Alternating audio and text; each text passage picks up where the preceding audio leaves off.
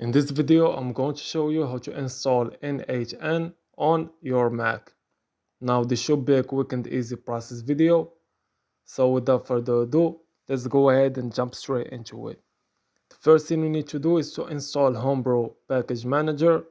Start Launchpad from the dock, search terminal, click terminal to launch it, then run the following commands in the terminal window.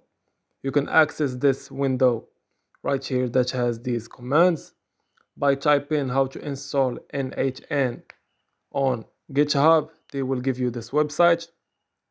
After all of these commands, open the web browser, navigate to this link, and complete these steps.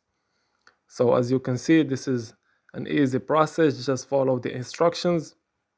So this was a quick process video. As always, thank you for watching.